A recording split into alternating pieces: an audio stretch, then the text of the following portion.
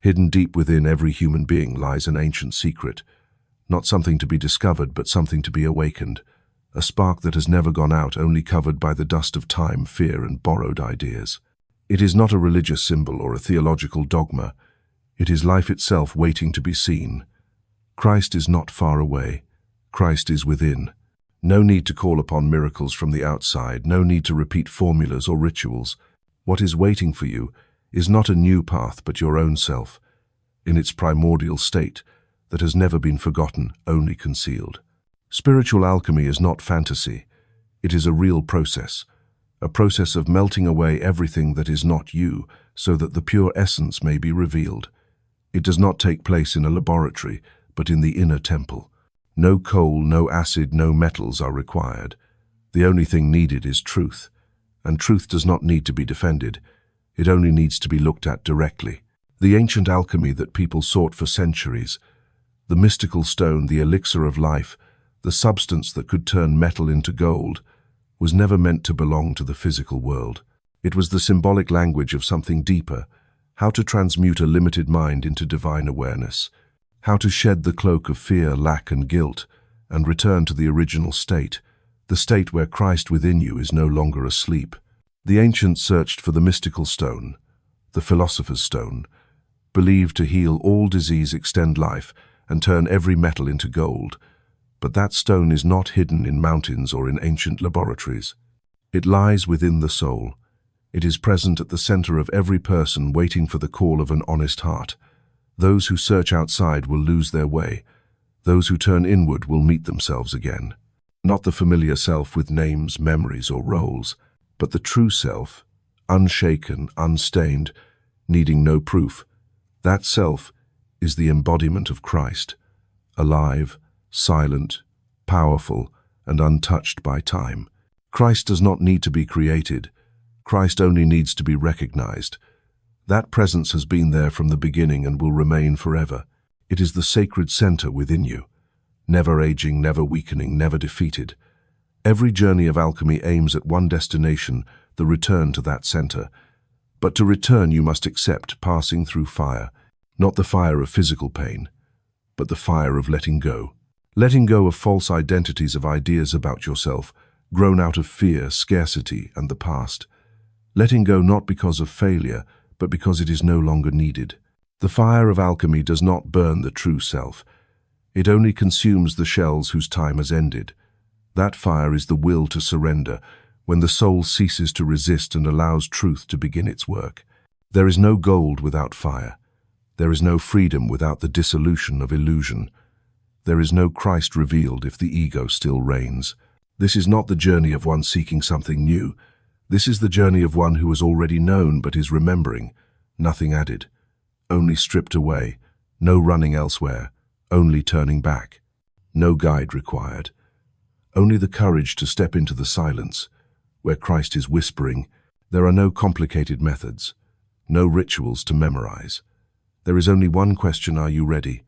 Ready to shed what no longer belongs to you, ready to sit still in the fire and not run away, ready to let the divine do its work from within you. For there is no alchemy if you still think you must do everything yourself. Lead does not turn itself into gold. Gold comes when the fire is hot enough and the heart has surrendered. This journey is not for those who want to become special, but for those weary of playing roles. Not for those who want control, but for those who want to truly live. Not for those who only want to understand, but for those who are ready to enter what lies beyond understanding. No one can perform alchemy for you, but once you touch the fire, the whole world will sense the transformation, not because you speak of it, but because you are no longer the same. The color of your eyes may remain, your voice may not change, but your aura, your stillness, your inner light will no longer be as before. No declarations needed, no persuasion required. True gold always shines on its own. Christ is not brought forth by effort. Christ is revealed when you cease striving to be someone. That is alchemy. That is the return. That is the beginning, and also the destination. From this moment, if you dare step into the fire, you will no longer live as before.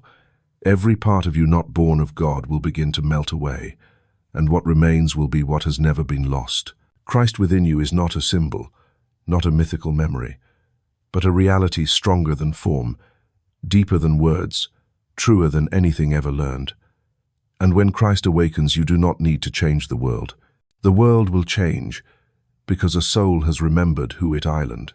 Alchemy begins not when you understand, but when you enter. And the first step is silence. The silence to hear what has never been lost, only never recognized by you. Christ is waiting, not far away, but within you, right here, right now. Have you ever wondered why there are days that feel heavy for no clear reason? No one hurt you, no event was big enough to break you down, and yet something still makes your steps slower, your gaze dimmer, and your soul feel as if it is sinking. If so, you may be carrying a kind of lead without realizing it, thoughts without Christ, silent yet weighty streams of thinking that quietly shape your reality. Lead is not material, it is consciousness. It is a dense spiritual energy formed out of fear, lack, guilt, doubt, condemnation, and ignorance. Not ignorance of knowledge, but of your own divine essence. And nothing binds the soul more strongly than this kind of ignorance, for it does not shout it, does not erupt it, simply freezes life from within. A thought without Christ is a thought separated from truth. It does not necessarily have to be ugly or openly negative. It can seem very reasonable, very practical, very much like good advice, but if it does not arise from union with divine will, it is still lead. The phrase "I can't" may sound humble, but in reality it is a sentence of self-condemnation. The words "I am not worthy" may appear honest, but in truth they are a silent denial of the power of the one who lives in you. Every time you think in separation from God, a layer of lead forms. Each time you react from fear instead of faith, that layer thickens. And when the mind becomes covered with enough layers of spiritual lead, the light can no longer penetrate. Not because the light is gone, but because you have hidden yourself from it. There are kinds of lead that seem harmless but are the heaviest of all. Thoughts such as, "Things will always be this way, I was born like this, life is an unescapable chain of trials." These thoughts sound philosophical, but in truth they are cleverly disguised prisons. The mind accepts limitation as if it were truth, and so the soul is chained inside a reality with no exit. And you know what limitation is not in the world. It lies in the thoughts you accept each day. A person may live in a small room with no possessions yet feel light as air, if they do not carry lead in their mind, while another who holds the whole world in their hands still feels burdened, because they are dragging around a system of beliefs not born of truth. Fear is one of the heaviest metals. It not only freezes the mind, but distorts every image of reality. Where fear is, faith cannot stand. Where fear is, clarity is clouded. But fear is not a real force. It only exists when you believe you are separate, when you think you are alone, when you assume you are vulnerable. But if you remember that you are not separate, you are not alone, and Christ lives within you, fear instantly loses its power. Lack is also a form of lead.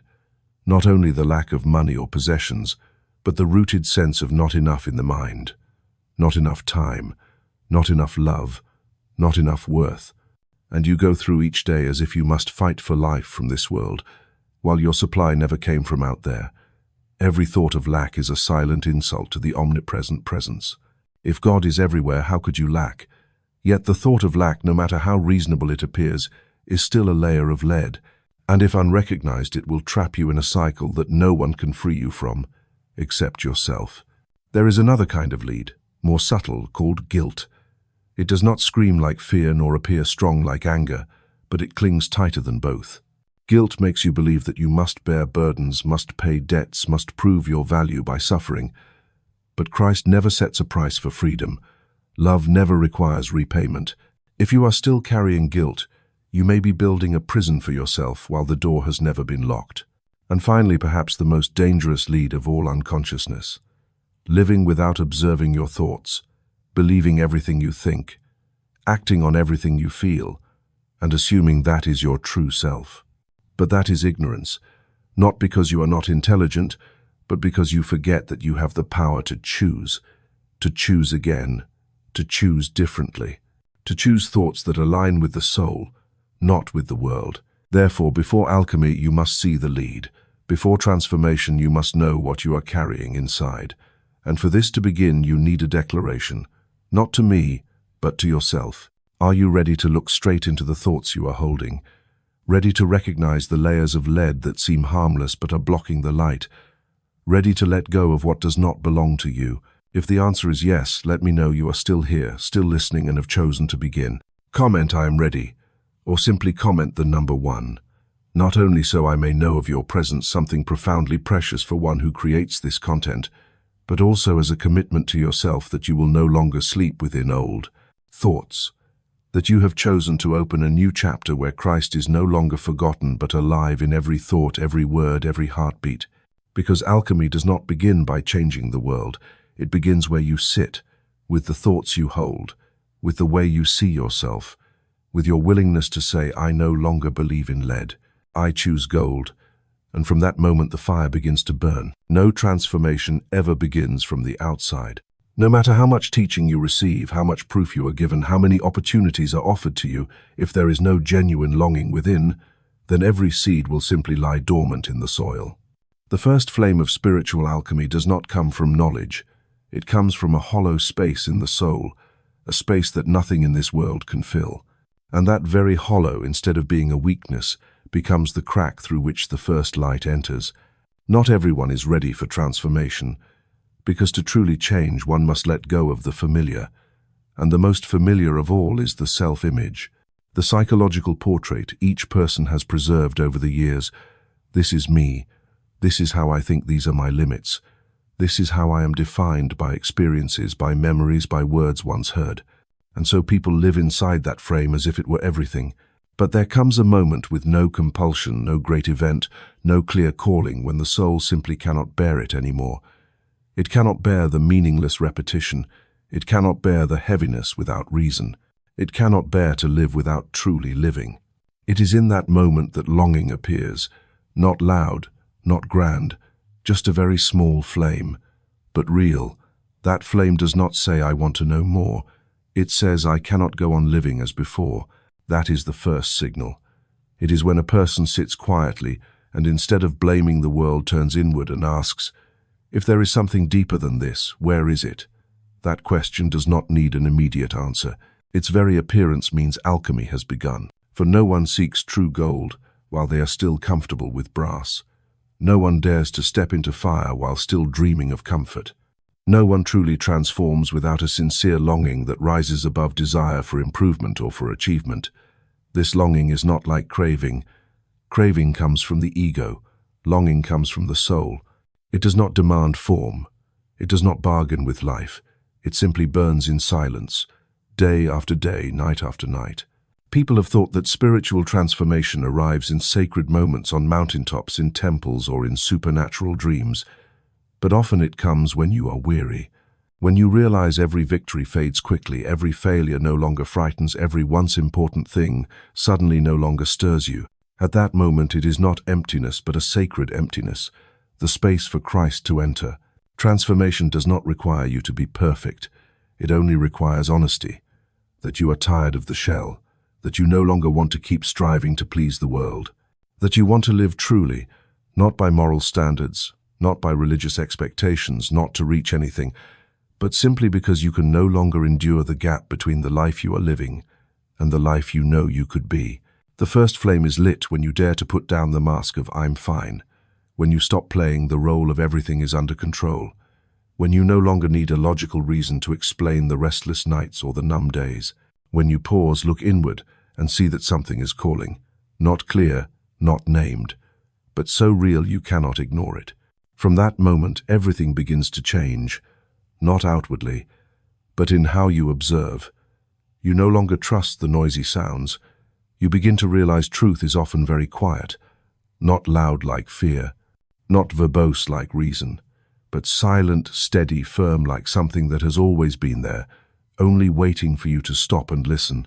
Christ within you does not need you to be smarter, does not need you to be more virtuous, only to be more honest with yourself. That first flame is that very honesty. It is when you stop pretending to be strong, stop forcing yourself to be right, and begin to listen.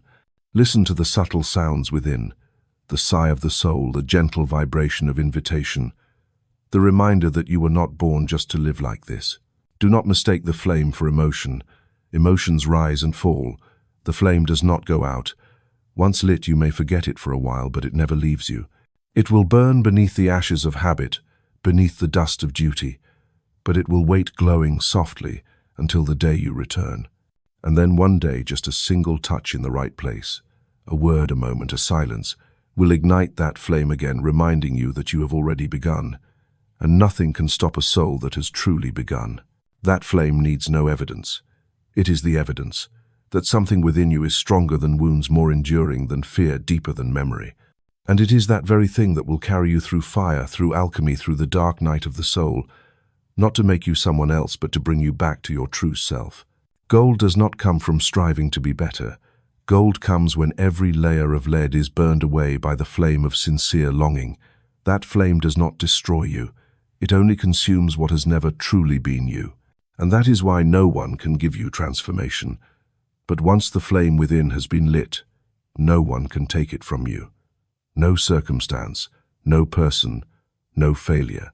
Because from that moment you no longer live by personal will, but are guided by something stronger than reason.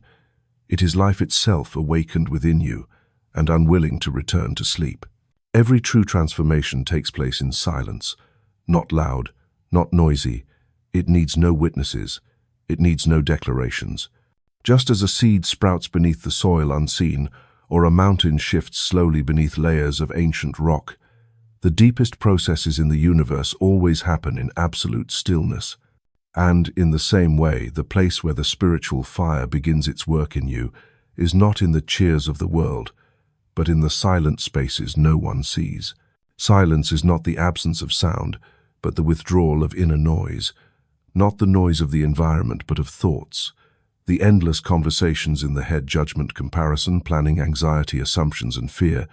When all of that subsides, when you no longer need to say anything more to the world, when you no longer need to be understood, defended, or heard, in that moment you enter a rare state, the state where the fire begins to operate from within.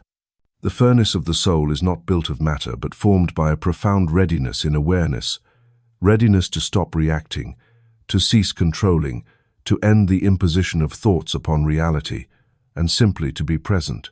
It is within that state that a sacred space opens. That space cannot be seen with the eyes, but the soul feels it. It is like a chamber filled with light inside you, where no one remains but you and Christ. In that chamber, every mask falls away. Every effort to be good or strong becomes unnecessary. Nothing more needs to be done, and nothing more needs to be pretended. For there you are seen exactly as you are, without judgment, without explanation. And strangely it is that not needing to be anything which becomes the foundation of true rebirth. When you stop striving to become, you can finally return to essence. People often fear silence, because in silence there is no one left to blame, no roles left to play, nothing left to distract. In silence you cannot run. You cannot hide in your phone, in work, in social media, in entertainment. Every escape is shut down, and the only thing left is you, in bare presence, unpainted, undefended. Yet it is precisely there, in the moment when all resistance dissolves, that the fire begins to rise gently yet steadily. The inner fire is not like excitement. It does not blaze to impress. It smolders steady, continuous, like a tide rising slowly yet irresistibly. It begins to burn away what you thought you were, but never truly were. Patterns of reaction clung to memories, worn-out beliefs, all begin to melt in the hidden heat of silence. And then you begin to see clearly, not with the eyes, but with awareness. You see that what once controlled you was nothing but habit, that fears once thought invincible were only rootless shadows. That anger wounds desires. Each one appears in the light of the silent furnace, and you begin to discern what is real and what is false. No forcing required, no analyzing, simply seeing. And when you truly see, they begin to fall away, unable to cling any longer. Silence becomes the language of communion between you and the source. In the world of words we speak to express, but in the world of the soul, only silence is wide enough to hold the sacred. No word is sufficient to describe the presence growing within you. No thought is pure enough to touch that light. Only surrender, surrendering everything so the fire can do its work, opens the door to rebirth. There are things reason cannot remove. They only fall away when you are silent enough to stop resisting, When you no longer try to heal, no longer demand, understanding no longer control the process, then a deeper healing begins. A process not directed by you, but carried out by life itself within you. That fire does not destroy you, it only destroys what has never belonged to you, and it can only work when you cease the noise. Silence is not a supportive tool for alchemy. It is the furnace itself. Without silence there is no inner fire. Without fire there is no gold. And if you long for rebirth, enter silence as one enters a temple, not to achieve anything, only to be present. For in the moment you sit down without demand, without expectation, without haste, the furnace has already been ignited. No one sees what is happening inside you. But you know, you feel it. Each layer of the shell is melting. Each fear is being stripped away. And amid the ashes of what is old, a new spark is forming. It has not spoken yet, but it is there. And it is enough to carry you forward. The journey of alchemy does not begin with action. It begins with a stopping, a silence, a decision to run no more. And in the furnace of silence, Christ within you begins to awaken, not through words but through presence, not through proclamation but through the gentle light growing from the deepest place. All you need is not more sound, more knowledge, more answers, but less. Fewer thoughts, less judgment, less reaction, less resistance, and then in that less you discover a fullness never known before. A life that does not need noise to be affirmed. A rebirth that does not need drama to be real. Silence is the furnace, and the fire is beginning, from within. In the furnace of silence, a truth gradually appears: you cannot save yourself. Not because you are weak, but because salvation does not lie within the power of the ego. The ego can only spin endlessly within its own limits. It can improve behavior, polish the image, even imitate holiness, but it cannot bring rebirth. And there is no true rebirth if it only comes from personal effort. Because the alchemist is never the metal itself. The alchemist is the one holding the fire. That one is Christ, the living presence within you, not belonging to religion, not confined to images or concepts, but the sacred principle of transformation. Christ does not come to improve. Christ comes to recreate. Not to repair the old, but to bring forth the new. Not to patch cracks, but to overthrow faulty foundations and rebuild from the soul. Not to heal wounds in the worldly way, but to turn the wound into the place where light enters. Christ does not work according to logic, but through a transcendent power beyond reason. And the first thing Christ does is not to give you what you want, but to burn away what you do not need. The masks, the patterns, the false ideas, all must pass through fire, because nothing old can be carried into new life. If you think you can overcome by yourself, change by yourself, heal by yourself, then you are still standing outside the furnace. Christ does not work with the self-reliant. Christ works with the surrendered. Not surrender to fate, but surrender of the ego's limitation. It is when you admit, I cannot, but you can. It is when you stop trying to become worthy and begin to allow grace to operate through you. It is when you cease proving value and start believing that the presence within you is greater than every past mistake. Christ does not need you to meet a standard before beginning. Christ does not sit waiting for you to become holy enough to approach. Christ is the one who steps into the furnace with you, not standing outside to bless, but entering into the fire, bearing it with you, weeping with you, and waiting for you to realize he has never left. He does not arrive when you call. He has been there from the beginning, only waiting for you to stop running, stop self-saving, stop self-controlling, and say, do it, Lord, I am ready. People often ask, how can I know Christ is within me? How can I recognize him? But the real question is, how can you still think you are separate? How can you still believe there is a distance between you and the source when Christ is your deepest essence, the very substance of your soul, the life beating in every cell, every breath? You do not need to call him down. You only need to remove the dust that has covered him for too long. And you cannot do that alone. No one pulls themselves out of quicksand with bare hands. You can thrash, you can create movement, but you only sink deeper. To be pulled out, you must lift your hand. You must stop trying to control, stop trying to understand everything, stop trying to be enough. Christ does not need you to be enough because he is enough. And when he begins his work, he does not tangle further. he makes clear. Not more complicated, but simpler. Not demanding, but removing. Not punishing, but purifying. And you will know he is at work when your heart begins to feel lighter, not because the problem vanished, but because you are no longer carrying it alone. The divine alchemist does not destroy you. He only destroys what you no longer need.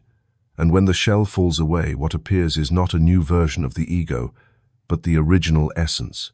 An essence not tainted by fear, not bent by the past, not shaped by others. An essence created in the image of God. Not to be worshipped from afar, but to live with, to act with, to create with. And from that place you no longer live by striving, but by grace. True freedom does not come from escaping something. It comes from no longer being controlled by it. Nothing outside can touch the core mastered by Christ. No one can make you doubt your worth. No challenge can drown you, because you are no longer living by your own strength. You have shifted from ego to essence, from striving to allowing, from anxiety to rest. And that is the fruit of alchemy. Not a title, but a life unshaken.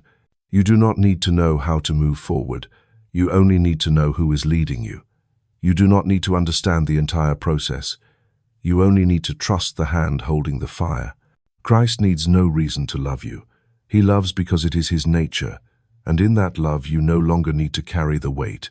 You only need to open your heart for the sacred fire to continue its work. Because you cannot save yourself, but you do not need to.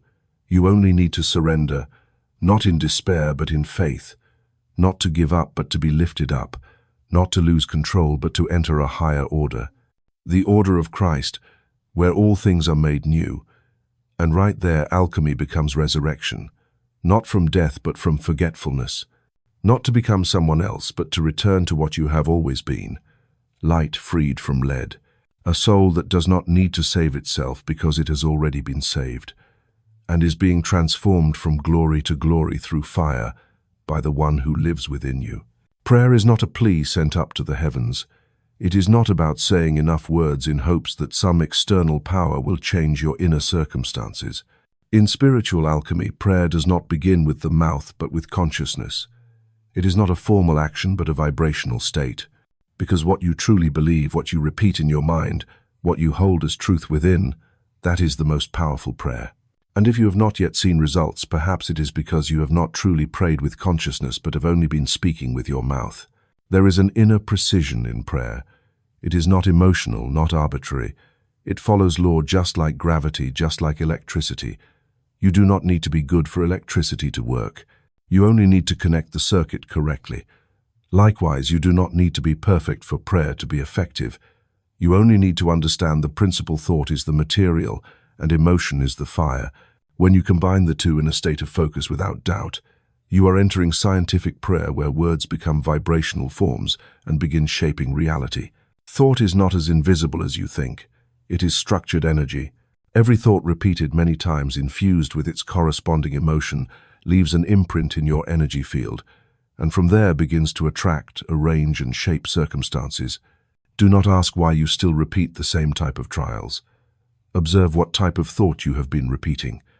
Because alchemy is not only about burning away the false, but also about igniting the true. Not only about removing old images, but about building new ones clear and filled with truth. Scientific prayer is a deliberate act. It does not happen in vagueness. It happens in certainty. It is not that you hope something will occur. You affirm that it is present, it is happening, it is being established right now in the unseen realm. And you hold on to that with all your faith until the material world has no choice but to reflect what you have already constructed within. The outer world does not reflect what you wish. It reflects what you accept as truth. If you pray for healing but within still believe you are sick, you are not praying. You are affirming illness. If you pray for peace but still clutch resentment inside, you are sowing two contradictory seeds, and the result can only be confusion. Prayer is ineffective when you say one thing but believe another. Christ does not work through words but through the vibration of pure faith. And that is why in spiritual alchemy, prayer is the most important operation. Because in prayer you are reprogramming the subconscious. You are redrawing the vibrational blueprint. You are commanding the sacred fire to shape itself according to a new pattern. Every affirmation is a mold. Every image you hold in meditation is a prototype, and if you hold it firmly long enough, if the emotion you pour into it is real enough, the fire cannot help but operate in the way you have directed. You cannot pray half-heartedly. You cannot think one thing while doubting it will come. Fire does not obey weak words. Fire obeys certainty, inner conviction, the feeling as though it is already true, as though you are standing within the reality you want to see, and every cell in you is resonating with that new vibration. In that moment, prayer becomes a complete vibrational pattern, and the universe will arrange everything necessary for the material world to adjust accordingly. Scientific prayer does not need to be long. It does not need ornate words. A simple affirmation tuned to the right frequency is stronger than 100 words born of doubt. You do not need to persuade God. You only need to persuade yourself. For God has never opposed you. It is the inner division, the two opposing streams of thought within you, that cause prayer to lose power. For alchemy to succeed, you must be consistent. One thought, one image, one emotion, sending out one signal, one direction, one certainty. For example, if you desire to step into a new life full of joy and clarity, you cannot simply say, "I hope things get better." You must affirm, "I am the embodiment of divine peace. I live in light and constant guidance." And then you must envision, not the external scene, but yourself a new being walking lightly, speaking from the inner center, not reacting, not anxious, but radiating gentle certainty. That image must be vivid. You must feel it. When you feel it, you are commanding the fire. When you feel it, reality has already begun to shift, even if the eyes do not yet see. You do not need to repeat a prayer hundreds of times. You need to repeat it with presence. Each time you affirm something in a state of complete focus, without wavering, you are changing your vibration. And the material world, which is only the reflection, will have no choice but to adjust to that new prototype. Do not treat prayer as a last resort. Treat it as the first step, the step that pulls you out of reaction and into creation. Prayer does not replace action, but it precedes every action. For if there is no change in thought, every action will still come from the old state. And alchemy cannot occur if the pattern has not first been rebuilt from within. Christ within you is waiting for you to pray correctly, not with anxiety but with firmness, not to beg but to affirm, not for pity but for co-creation. When you understand this, every word you utter carries power. Every image you hold in mind becomes a decree. And when thought has become the creative fire, you are no longer passive before life. You are rewriting it layer by layer with the vibration of your soul. Nothing appears in life without a corresponding thought that has been held long enough in the mind. This is a non-negotiable principle. Whether you believe it or not, understand it or not, agree or deny, the law still operates. Just as gravity does not wait for your comprehension to function, thought does not need your awareness to begin shaping reality. Every experience is the result of a thought that has taken root. And when you realize this truth, you are no longer a victim of circumstances, but become the alchemist through your very words. What does equivalent thought mean? It is the inner state that you accept as true. Once you believe something strongly enough, deeply enough, vividly enough, it will find a way to express itself outwardly in a corresponding form. That is why prayer cannot stop at repeating beautiful words. It is about generating a matching vibration, an inner life equivalent to what you affirm. Words do not shape unless they are accompanied by felt experience. Sentences hold no power if they are only sound and have not become conviction. Conviction does not come from trying hard to believe. It comes from no longer believing the opposite. No more wavering, no more doubting. No more but if, no more what if, no more I hope. When you step into the state of equivalent thought, you do not need to prove, explain, or defend your belief, for it has become your essence. And from that place, the affirmation you speak is no longer words but command. The alchemical technique of living affirmation begins with a conscious choice. You decide which image will define you, not reacting to circumstance but issuing decrees from consciousness. For example, instead of looking at the state of your health and declaring, "I am sick," you affirm, "I am eternal life, renewing every cell within me." You are not denying reality, but redefining it with a higher vibration. You are not rejecting what the eyes see, but refusing to let it have the final say. Each time you repeat an affirmation, you are melting away the old lead. the heavy thoughts that once created limitation. Each time you hold a new image, you are casting a mold for a different reality. Alchemy does not happen in a single act. It is persistence, repetition, every day, like gold refined through many fires. Do not expect one affirmation to change your entire life. But do not underestimate the power of repetition in high consciousness. A single thought, if held firmly, can outweigh hundreds of memories, thousands of fears, tens of thousands of prejudices. What matters is not the number of times you speak, but whether you are living in the equivalent state. Are you feeling what you affirm? Are you thinking, acting, responding as though it were already true? For if you say, "I am the light of clarity," yet still allow your mind to be pulled by anxiety, doubt, criticism, then your words are not strong enough to transform. But if you speak it only once, and in that moment your entire being vibrates at the same frequency, then you have made a quantum leap. Equivalent thought is not something distant. It is what you are emitting every day. You have simply not noticed what you are affirming. When you think, "I am not good enough, I have no chance.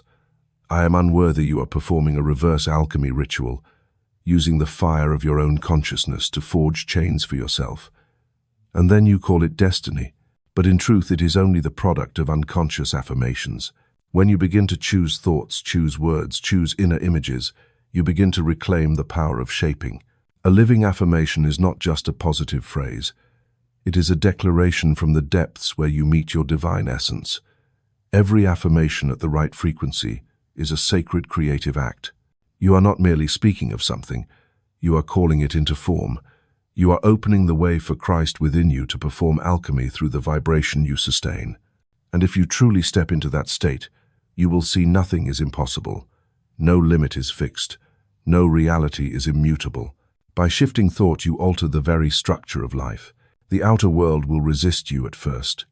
It will test you, not to defeat you, but to ask, do you truly believe what you just declared? Every challenge is an opportunity to temper conviction. And if you do not retreat, if you continue affirming with an open heart, without doubt, without wavering, you will see even the hardest stone melt before the alchemical fire of consistent thought. You do not need to wait for everything to be perfect to begin. You only need to choose one thought, true, bright, pure, and you speak it. You live it. You feel it. You return to it whenever you waver. You forge it with focus like a blacksmith striking blows on red-hot iron. Each day you temper a little. Each hour you hold an image. Each minute you choose not to return to old thoughts. And then bit by bit gold begins to appear. The gold of your soul, the gold of truth. The gold of a life no longer led by circumstance but shaped by the light of living affirmation. And that is the true art of alchemy. You use thought itself to burn the chains, to alter the vibrational structure, to command the creative fire. You do not wait for a miracle to arrive. You are the one who calls the miracle forth, not through blind magic, but through understanding intention and an unshakable faith in the creative power placed within you since the beginning. Before any form appears in life, there has always existed an invisible reality behind it. This is not a philosophical assumption, but a foundational law of creation.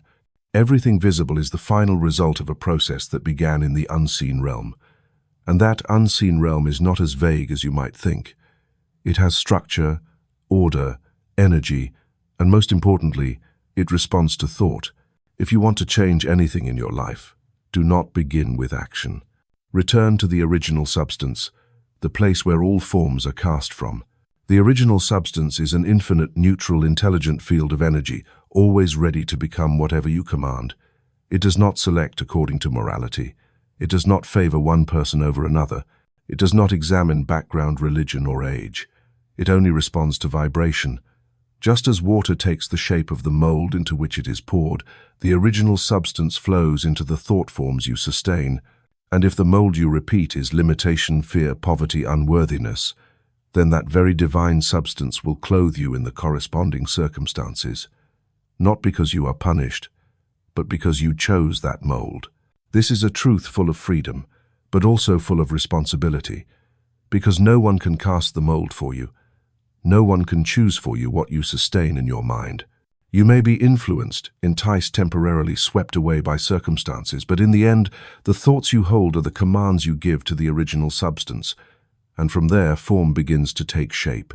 You do not need to see it immediately, but it has already begun to crystallize in the subtle realm. Like water solidifying into ice beneath the surface, your invisible reality is hardening each day into the life you are about to step into. This means you do not need to wait for external circumstances to change in order to feel safe, abundant, or loved. You begin within. You first establish that vibration. You shape the corresponding emotion. You allow vivid, positive images to fill your inner space. And it is precisely these seemingly small things that are influencing the original substance. You are molding it minute by minute, second by second.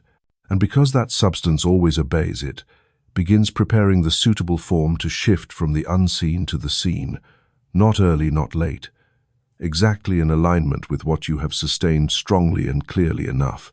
Not every fleeting thought becomes reality, but every thought you repeat with emotion is a command. And this explains why people sometimes find themselves in situations they cannot understand, because they did not realize they had cast the vibrational mold long before. When you keep saying, "I am not good with money, I am unlucky, I am probably not good enough to be loved," you are not speaking in vain. You are casting molds. And the original substance, neutral yet faithful, will flow into those molds without question. You cannot stop the law from operating, but you can choose how it operates through you. When you begin molding with clarity, with positive conviction, with living images of a being full of light and ability, you are calling forth an entirely new life. Not through luck, but through vibration. Not by instant magic, but through refinement, persistence, like the alchemist who never stops tending the fire until gold emerges from the ore.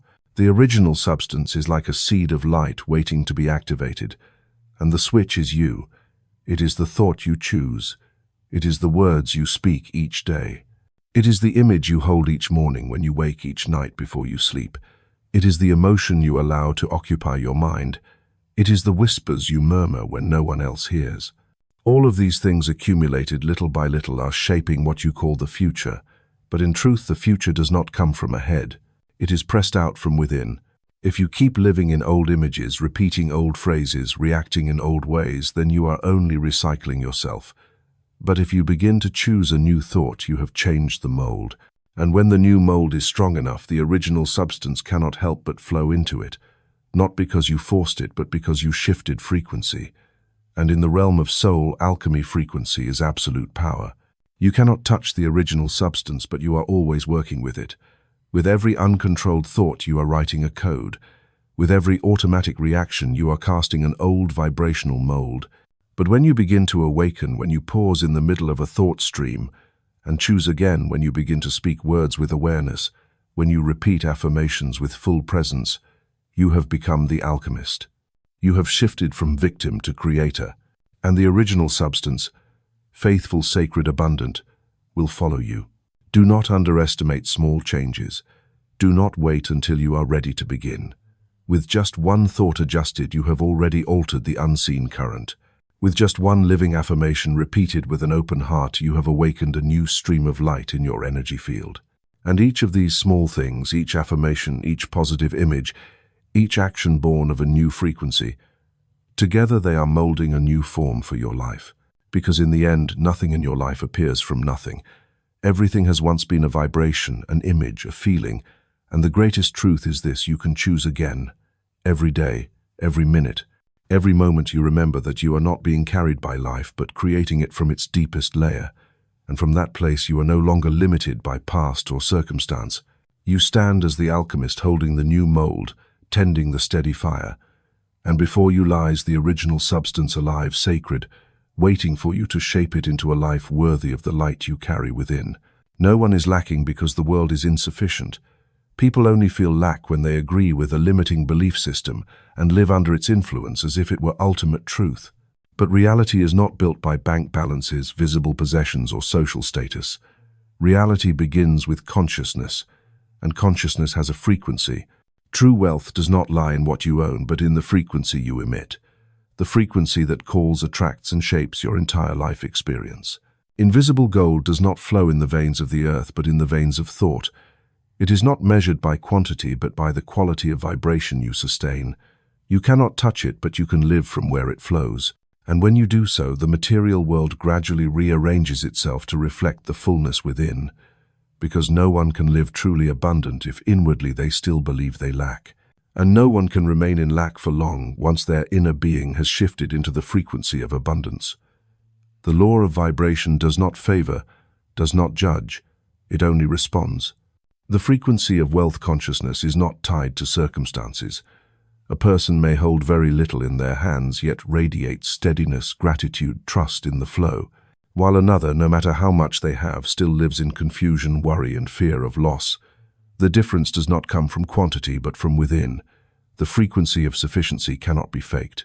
It is a state of true living where you are not striving to have more, but you live as if you already have, because you know you are always supported, always provided for, always flowing in the stream of divine supply.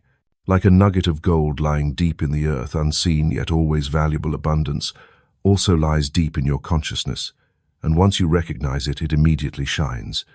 It needs no outer proof, no confirmation from others. You only need to know you already carry gold within, the awareness of abundance. And you begin to live from that place, choose from that place, speak from that place, decide from that place. Then every action of yours becomes a vibrational declaration: I live in a supply that never runs out. Living from abundance is an art. It is not reckless spending nor artificial self-persuasion, but a steady presence in each moment where you are no longer led by fear. When standing between two choices, you do not choose out of fear of loss, but because you feel it is harmonious. When thinking of the future, you do not worry about lack, but feel supported. When seeing others succeed, you do not envy, but rejoice for them, because you know the universe has no limits and your portion cannot be taken away. That is the sign of a soul beginning to touch invisible gold. Such a person can walk lightly through upheavals, can give without fearing scarcity, can smile at tomorrow without needing to clutch every plan in their hands, because they do not live from the vibration of lack, but from union with the eternal flow, where every true need is always met, in the right way, at the right time, in the right measure. No one creates wealth. People only harmonize with its frequency. And to do so, the first step is disconnecting from the old belief system, the belief that you must struggle, must be deserving, must be lucky, must hold on tightly. Those beliefs are like the layer of lead covering gold. It is not that you do not have gold. It is that you have not yet melted away the old beliefs. And when that layer dissolves, you will see abundance has never left you. You had only turned away. To perform alchemy with invisible gold, you must practice living as if you already have. Not because you are pretending, but because you are reminding yourself of the truth. A moment of gratitude each morning. An affirmation in front of the mirror: I am fully supported. A refusal to worry and a choice for peace. All of these small acts are the fire refining the lower vibrations. And day by day you will feel a shift, less fear, more lightness, more stability, as if something within you has just been set free. Abundance does not necessarily arrive by the path you predict, but it will arrive in a way you cannot deny. It may be an opportunity, a connection, a new direction. It may be a door you thought was closed suddenly opening, or sometimes it is separation, making space for what is more fitting to appear. But however it comes, it always carries the same message: you have begun to live from the frequency of gold. If you are reading these words, then the nugget of gold within you has already begun to glow, not because you heard something new, but because you are remembering what has always been true. You do not need more tools. You only need to return. Consciousness is the source, vibration is the mold, and the outer life is only the reflection. When you choose to live from abundance, the invisible gold within you will begin to draw corresponding forms, not by striving but by resonance. Just as light does not need to shout to be seen, you also need not prove anything once you live at the right frequency. Everything true will come, everything no longer fitting will depart, and you will not resist, because you know you are living in the heart of abundance, and in that place there is nothing to hold on to, only trust, openness, and a life simple yet radiant as gold, unpretentious, unnamed, yet unmistakably visible. Fear is not a fixed enemy. It only becomes a jailer when you refuse to look at it. But if you dare to face it, fear will reveal the most precious thing, the part of your inner being that has not yet been loved. And if you are awake enough, you will see that behind every panic, every hesitation, every timidity, there is a deep invitation from the soul to transform, to shift vibrational levels, To stop continuing to live under gloomy premonitions and to begin choosing faith, not blind faith but active faith, born from a profound understanding of how the soul operates. No fear arises on its own. They all grow from something unresolved, an unhealed memory, a word from the past, a harsh experience etched into the subconscious. And over time, we no longer remember the source, only the tightening sensation, the avoidance and the vague shadow of danger. But the important truth is, this fear does not reflect reality. It only reflects the extent to which you are believing in separation. The more you forget you belong to the source, the more alone you feel in the world, the greater the fear becomes. From a spiritual perspective, fear is a toxin. It seeps through the layers of emotional cells, distorting perception, keeping you from seeing things as they truly are. An opportunity becomes a threat. A challenge becomes a sentence. A rejection becomes proof of unworthiness. And you begin to shrink. Shrink in thought, in choices, in how you walk through life. And then you ask yourself, why is life not opening up? Why does nothing change? Because the very fear you carry is the colored glass dimming every open door. No one can help you out of fear if you continue to nourish it in silence. But when you begin to look back, to speak it aloud, to name it with honesty and without judgment, you strip away its hidden power. Just as when you turn on the light, darkness cannot remain. When you choose the light of awareness, fear no longer reigns as some supernatural force. It returns to its true nature, a low vibration which can be transformed by love and presence. Transforming fear does not mean destroying it. It means using a higher fire to melt the old vibration. It means instead of running, you sit with it. Ask where it came from. Listen to what it is trying to protect. And then you invite Christ within to step in, not through ritual but through remembrance, remembering that you are not alone, that you do not need to manage everything yourself, that there is a flow already upholding you. You only need to step out of your defense and let faith lead the way. What is active faith? It is a deliberate spiritual act where you choose to place trust in what is unseen, not because you are blind, but because you have realized as long as you vibrate with something long enough, it will take form. And you choose to place faith in light, not darkness, in potential, not limitation, in solutions, not problems. Not because someone told you to believe, but because you have lived enough to know fear only lasts as long as you keep retreating, while faith begins to reveal itself the moment you dare to step forward. The deepest transformation happens not when fear disappears, but when you walk with it and still do not stop. When you feel your heart pounding, but you still choose to answer the call of the soul. When you tremble, but you still say what must be said, do what must be done. And each time you do, fear loses some of its power. Faith grows another layer. Trust in the inner guidance thickens a little more. And then one day you look back and realize what once made you tremble is now only an old lesson. From here you begin to live differently. Not because the world has changed, but because your eyes have. Not because you are better, but because you no longer believe in separation. No longer believe you must protect yourself from a harsh reality. You know you are upheld. You no longer seek assurance from outside because you have rebuilt the house of faith within. And from that house, you step out each day, not hurried, not trembling, but steady like one who knows I belong to the light. The world may still be noisy. At times you may still be pulled back into old fears, but now you are no longer a victim of unconscious reaction. You are the one who sees. You have a choice. And each time you choose faith instead of fear, you are transforming. No recognition needed. No dazzling miracle required.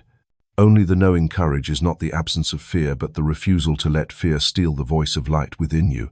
And from that place you not only heal yourself, you become a keeper of the flame for those still covered by the darkness of fear, not through teaching but through presence, the presence radiating from one who has walked through, who has trembled, but who has chosen faith. And thus you become the living testimony of one simple yet powerful truth. Light never disappears as long as you turn back and step toward it, even if only one step. Nothing is more subtle than thought, and nothing is harder to control than it. Thought, if not trained, flows like mercury, spreading everywhere, refusing to take form, never staying long enough to create true transformation. You may have good intentions, powerful desires, noble dreams, but if your thought wavers, all of these are like sparks gliding across the surface, bright, dazzling, but not strong enough to burn anything to its core. In the process of soul alchemy, Focus is the furnace. Without a fire, hot enough metal cannot melt. Without steady concentration, even the most brilliant ideas will cool down before taking form. You may pray every day, but if right after praying you return to doubt and worry, then you have only just poured liquid into the mold, only to dump it out again. And so the cycle begins over and over, yielding no clear results, not because you are unworthy, but because you have not yet cultivated enough focus. Focus is not just about trying not to be distracted. It is a state of living, where all the energy within you gathers into a single point like a laser beam concentrated enough to cut through any obstacle. Focused thought is thought heated to the point it no longer remains loose. It becomes will. It becomes faith solidified. It becomes an unshakable command. And at that depth, the universe responds without delay. Because you are no longer begging, you are transmitting a decree, not from arrogance but from the absolute precision of an inner self that is unified. You cannot direct creative energy if inside you it is a matter of sometimes remembering, sometimes forgetting. If every affirmation is interrupted by a stream of doubt, if you declare you are living in abundance, then quickly fear you do not have enough.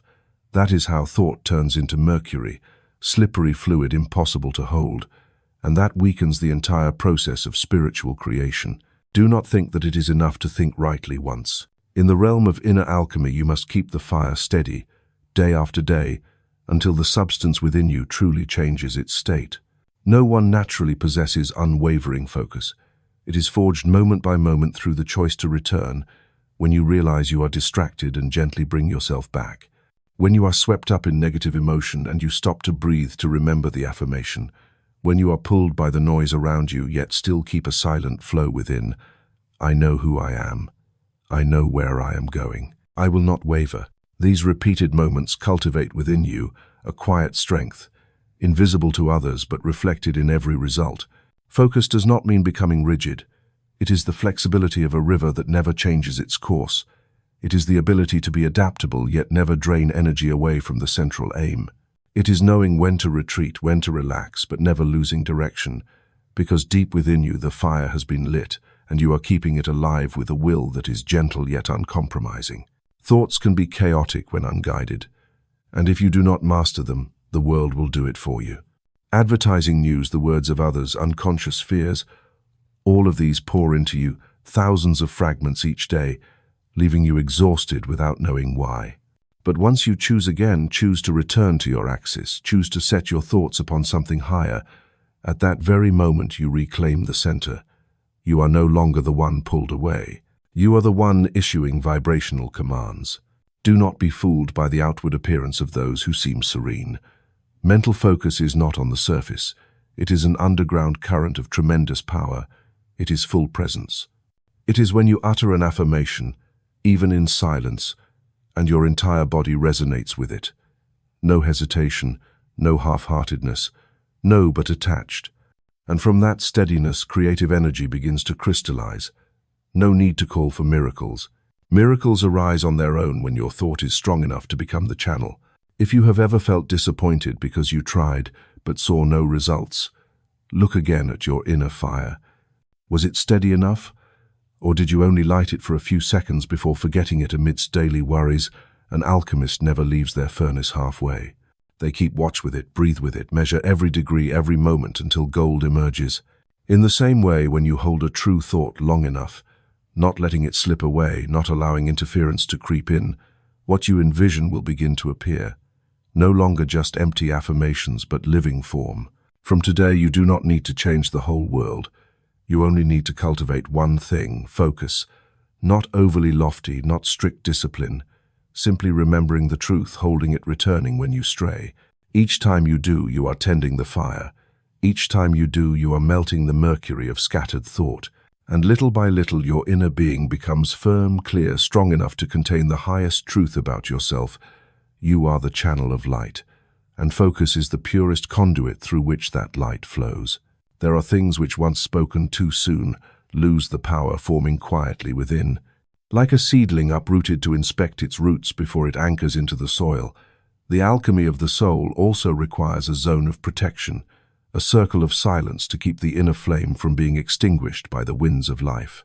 This is not concealment out of fear, but an intentional silence, like a sacred seal placed upon what is being formed. You do not need to tell the world that you are changing. You only need to continue changing and let the results speak for themselves. Some things do not need to be proven with words because your very vibration is the living testimony. Yet people are often impatient. When they sense a first spark, they rush to speak of it. When they begin to glimpse the new, they seek to share it for validation. And that very haste scatters energy. What should have been nurtured in quiet is pulled into the light before it has formed. Silence here is not withdrawal.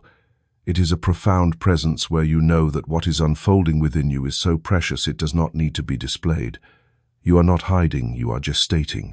Not because you lack confidence, but because you understand all sacred things require darkness to mature, like the womb for the child, like soil for the seed, like the sealed furnace for the metal. And if you are truly undergoing inner alchemy, you will realize there are stages where words are no longer necessary.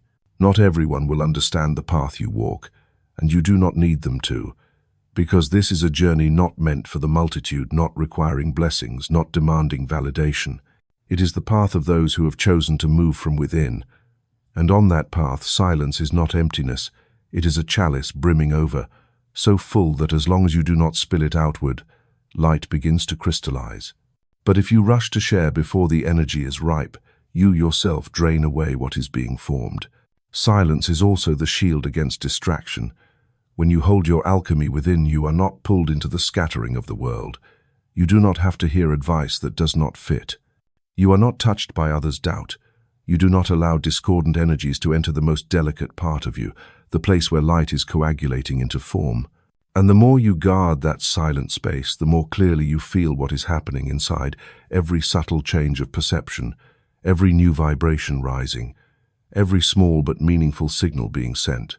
Observe those with true depth. They do not speak excessively. They do not display every stage of their journey. They let transformation unfold quietly like music that needs no lyrics. And then one day you look at them and realize something has utterly changed. Not in hairstyle, clothing, or demeanor, but in a light almost impossible to name. A light that can only be forged in the furnace of silence. A light that no one bestows, no one can take, but that reveals itself in one who has guarded the sacred from noise. When you learn to keep silence in the right places, you begin to see not everything needs to be shared. Not every step forward requires announcement. Not every affirmation needs an audience. True growth happens quietly, where you no longer even crave to impress, because you are close enough to your essence that you need prove nothing. And in that territory, every effort begins to crystallize, every vibration begins to form, and light begins to illumine the path. Silence is also a form of reverence. Reverence for your journey, reverence for the sacredness of what is coming, reverence for the timing of the universe, where every seed has its season to bloom, no rushing, no forcing, no harvesting before its time, but a complete trust that when ripe, what has been forming in me will speak for itself with its own power. And when that happens, no one can deny it. If you are in the midst of deep transformation, try one thing: keep for yourself a chamber of spiritual silence, a space untouched by judgment, feedback, or comparison. In that space, you do not need to explain. You do not need to tell anyone. You only need to breathe and keep the fire. You only need to watch and let the fire do its work. Each day you return to what is forming, adding nothing, taking nothing away, only keeping. Like the guardian of a furnace, knowing well the metal inside is melting, refining, and one day will be gold. Silence does not isolate you. On the contrary, it connects you to the deepest layer of life, to the place where all sound begins, where all forms originate, where the first intention is spoken not with words, but with vibration. And if you truly listen, you will realize in that profound silence you are not alone. Something is walking with you, supporting, guiding, speaking, not through sound but through absolute presence. And from that place, everything begins. No need to say much, no need to prove anything, because when true gold appears, it shines on its own. No introduction required, no applause necessary, only one still enough to see, and to recognize the light is here, and it began with silence. The ancient alchemists believed in a legendary substance called the philosopher's stone, a substance that could turn base metals into gold, heal sickness, and even bestow eternal life. But what many overlooked is the deeper metaphor hidden in that legend. The stone is not some physical material outside of us. It is an inner state, a completed awareness, a convergence point where a person no longer seeks power outside, because they have remembered that Christ lives within themselves. Christ is not a religious symbol confined to the past. Christ is a life force, the living one inside you, waiting for you to step out of the old shell of ego and become the channel of true transformation. And it is precisely this living presence that is the philosopher's stone you have been seeking. No long pilgrimage, no complex rituals required, only a moment of awakening deep enough to realize you need nothing else. You only need to return to where Christ has never left. When you unite with Christ within, you are not simply adopting a belief. You are activating a metaphysical dimension where the impossible becomes possible, where limits dissolve, where the unseen begins to take form. You are not merely changing your thoughts. You are shifting your entire vibrational frequency. You no longer live from the level of blind effort, but from the guidance of a higher intelligence where everything you need is delivered at the right time, in the right place, in the right way. The philosopher's stone does not come from outside, because no one out there can grant you the power of your own soul. You may listen to hundreds of sermons, read thousands of books, but if you have not stopped to look within and call upon Christ as a living presence in your consciousness, you are still standing outside the furnace, watching the light, but never stepping into the fire.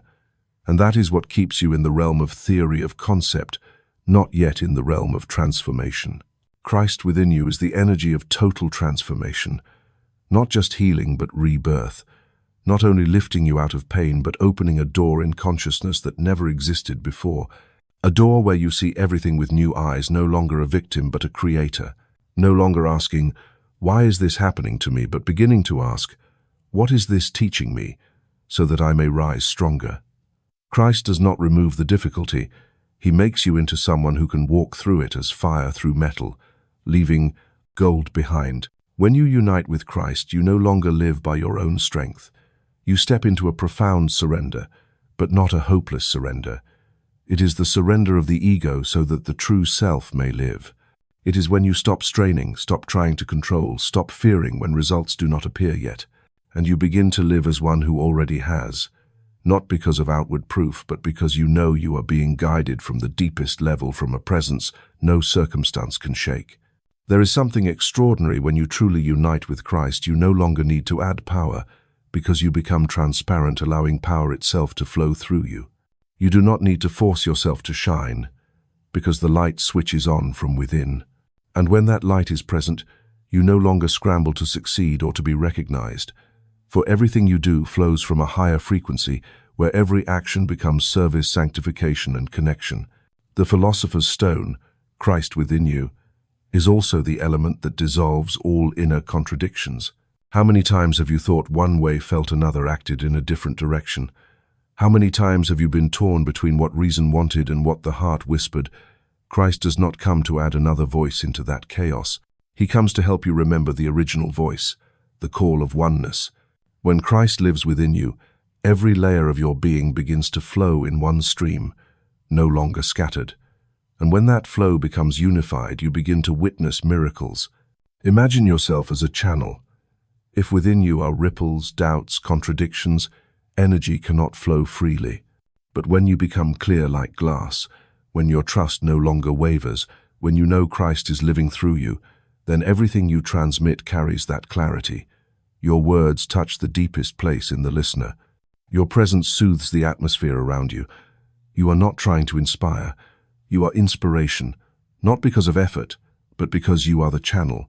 From that point on, you no longer need a solution for every problem. You begin to become the light that can step into any situation and change its frequency from within. You no longer need to avoid challenges. You step into them with Christ in you. And then, even if the outside does not change instantly, within you has been utterly transformed.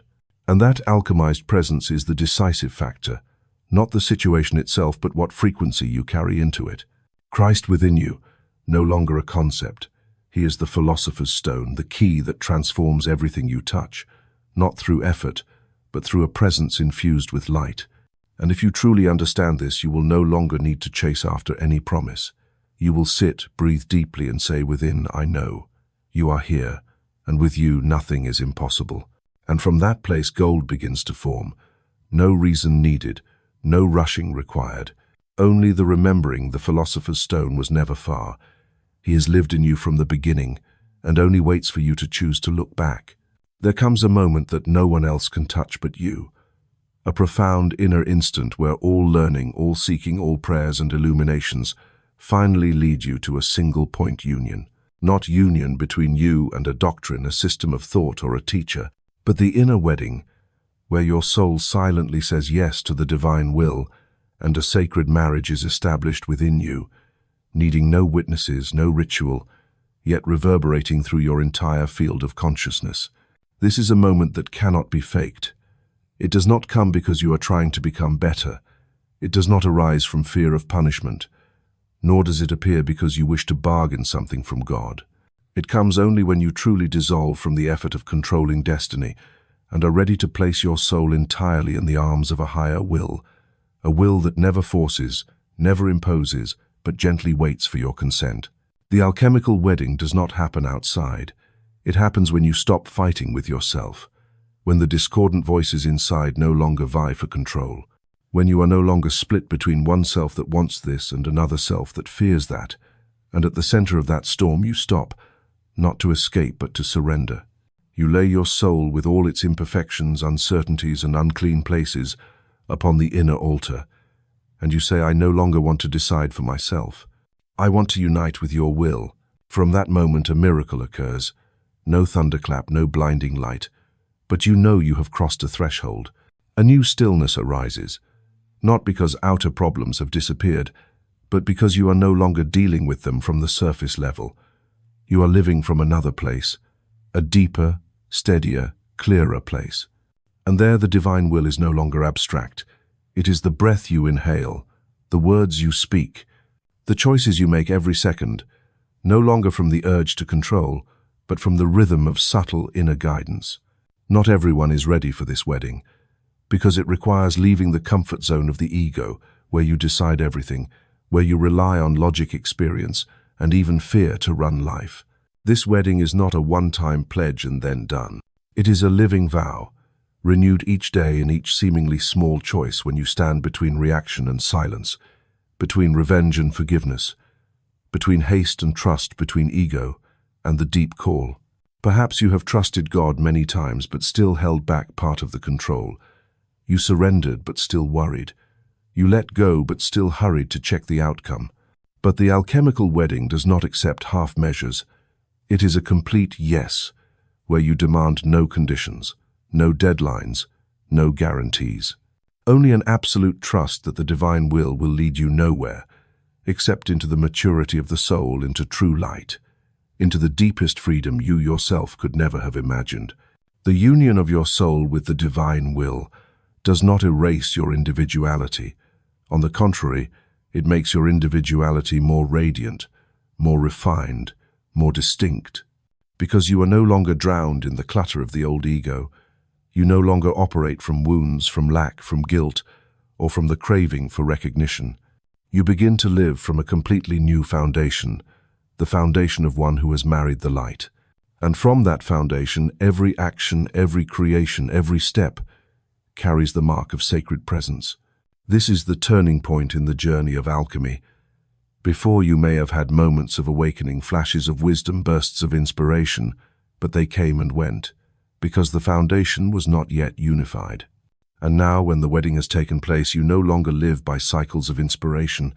You live from an unbroken flow, an unconditional love, a strength that needs no proof. When the soul weds the divine will, you cease searching for direction. You become the direction. You no longer ask, what should I do next, because that question dissolves when you live in living connection with the source. You do not walk alone. Each step you take is a silent prayer. Each deed is an act of worship. Each word is a vibration of light.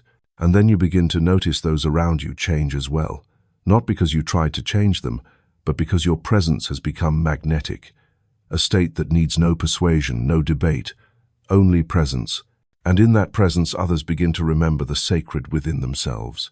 The alchemical wedding does not take you out of life. On the contrary, it allows you to live more deeply in every ordinary moment. You still wash dishes, still drive, still work, but each action now holds light, because you are not doing it alone. You are doing it in union, and that is enough to turn every ordinary act into a ritual, every interaction into healing, every moment into the holy. And one day you will look back and realize you have entered the furnace and not turned back, no longer afraid, no longer doubting, because your soul has said yes, and that yes does not need to be shouted. It only needs to be true enough for the universe to hear, and when the universe hears, light begins to do its work from within you. There is an ancient image that has passed through many civilizations, the golden cup. In sacred tradition, the cup is not only a symbol of receiving, but also of a state of fullness ready to pour out without ever running dry. And only when a soul has gone through the process of inner alchemy, where the ego dissolves, where Christ is awakened, does that cup truly begin to shine from within. Not because it holds physical gold, but because it has become a perfect channel for the uninterrupted flow of the divine. The golden cup does not beg, it does not plead, it does not seek someone to fill it.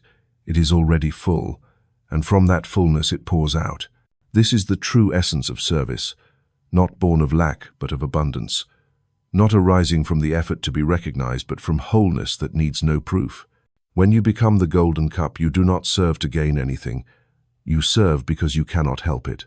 Life is so overflowing within you that it spills out as action, as light as words, as presence. This state cannot be faked. People may imitate the language of enlightenment, may mimic the acts of service, but vibration alone speaks the truth. A person giving from lack, no matter how eloquent the words or well-meaning the actions, still emits the frequency of need, the frequency of expecting return. But one who gives from the vibration of fullness carries no absence behind the smile, no false sacrifice behind the goodness, only presence, simple, clear, egoless. You may have tried hard to help, to share, to heal, but if afterwards you feel exhausted, disappointed that no one understands you, that no one reciprocates fairly, that is the sign the cup inside you is not yet truly full. You are pouring from a limited reservoir, not yet allowing yourself to connect with the infinite source. The golden cup never runs dry because it does not rely on its own strength. It opens for a greater flow to pass through. It is not a stagnant reservoir. It is a river. And because it is a river, it does not hold back. It just flows. And in that flow, it is always fresh, always full. Serving from the vibration of fullness does not mean doing grand things. It does not begin with founding organizations or carrying out great projects. It begins with an invisible shift.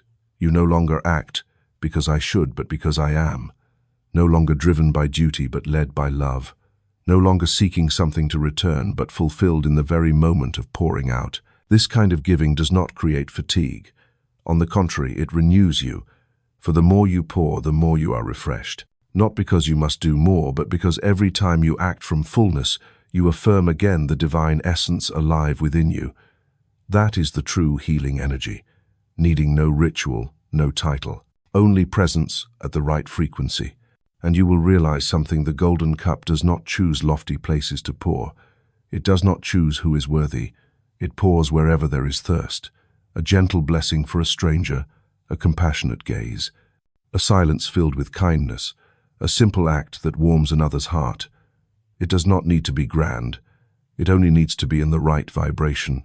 When you live in this state, you no longer fear loss, because you have stopped calculating, and therefore you are no longer limited. You no longer live by the principle of exchange. Give one, receive one. You live by the law of the kingdom, giving not to receive, but because you already have. And then you witness the wondrous paradox. The more you give, the more you are replenished. The more you share, the clearer you become. The more you pour out, the more you feel the endless flow. No one can force you to become the golden cup. But there will come a moment when you yourself realize you are weary of striving, of expecting, of sacrificing without being understood. And at that point, you will stand before a choice. Either continue living as a cracked cup, always demanding, always depleted, or choose healing, choose union with the source. Choose to live from the frequency of Christ, so that you are no longer a vessel dependent on others to fill you, but the cup that knows how to open to the unending divine flow. You do not need to wait until conditions are perfect to begin. The cup only needs to be placed in the right direction, upward, inward, toward the light. And if today you whisper in your heart, "Fill me that I may become a channel for your light," then you have taken the first steps on the path of becoming the golden cup. From that moment on, every minute, every second, every action will no longer bear the imprint of ego, but the fragrance of Christ. And in that wholeness you do not merely live, you serve. And in that service you are more alive than ever. There is a kind of fire that does not scorch, does not burn yet, is strong enough to consume an entire past that has weighed upon the soul. It is the fire of forgiveness. Not forgiveness from the lips, not reluctant letting go, not a half-hearted moving on, but forgiveness as a sacred act, where you allow yourself to blaze free from the invisible chains that have anchored you to pain, to hurt, to old images that no longer live. No one is truly free if still bound by what has happened. Even if you step into a new year, a new environment, even put on new clothes, if inside you still hold emotions that have not been released, then every change is only surface. Forgiveness is the gate through which the soul steps out of the prison of the past, not because the past changes, but because you cease to be its prisoner. Memory is not wrong, but memory unfiltered through light becomes broken mirrors, reflecting distorted images of you and of others. Each time you recall something with resentment, self-blame, or regret, it is another time you add chains upon your soul. Forgiveness is the act of light, the decision to rise and say, "I will no longer give this power to dictate my vibration. I choose freedom." Many believe forgiveness is pardoning the other, but the truth is forgiveness does not set them free. It sets you free, because the anger, resentment, or pain you keep does not live in their body, it lives in yours. Each time you remember and still ache, it is another time you burn again. Forgiveness is not denial of what happened, not ignoring the pain, but using the fire of awareness to transmute pain into light. There are people who have hurt you, situations beyond endurance, words, actions, betrayals, engraved in your subconscious like marks impossible to erase. But holding them does not make you stronger. Holding them does not make you more cautious or more mature as you think. Holding them only makes your vibration heavy, your mind congested, your soul covered in dust. You do not need to understand why they did it. You do not need to wait for their apology. You do not need them to change. Forgiveness does not come from them. Forgiveness comes from you, when you choose not to carry them inside your mind like a heavy shadow. Forgiveness is the declaration, "I will not let the past define me anymore." And in that declaration you reclaim the power that was lost. People ask, "How do I know if I have truly forgiven?" The answer is simple when you think of that event, that person, that circumstance, and inside you, there is no contraction, no reaction, no retelling of the story in the same tone of blame. Then you are free. Forgiveness does not require you to forget, but when memory becomes lesson instead of burden, then you know you have passed through. The fire of forgiveness is an essential part of the alchemical path, for you cannot become gold while holding the dross of old emotions. Christ cannot fully operate in a mind full of resentment. Light cannot flow through a channel clogged by unhealed wounds, and thus forgiveness is not a moral option, it is a condition of spiritual freedom. One more truth must be faced. Forgiveness is not only for others. The most important forgiveness is forgiveness for yourself. Perhaps you did not know, perhaps you did wrong, perhaps you missed something vital, but you cannot go back to do it differently. What you can do is light the fire of forgiveness, not to erase the mistake, but to transmute it. When you look at yourself with the eyes of love, when you stop tormenting yourself with "if only healing begins," no one can walk forward with bound feet. Each self-condemnation is another rope tied. And if today you are still repeating an old mistake, still feel unworthy, still carry guilt, then that is exactly the fire that needs to be lit. Forgiveness is the fire, and you are the keeper of that fire. No one can do it for you, but once you begin, light will take care of the rest. When forgiveness becomes a lived act, you are no longer led by wounds but by wisdom. You no longer react from where you are hurt but respond from where you are healed. You no longer see the world through a lens of division, but see that everyone carries their own journeys, full of wounds they never speak of. And in that seeing, you no longer wish for anyone to pay. You only wish for all to be free, as you too have chosen freedom. Those who have truly forgiven are not those who have forgotten, but they no longer need to cling to memory to feel like themselves. They no longer use pain as the reason to live shrunken.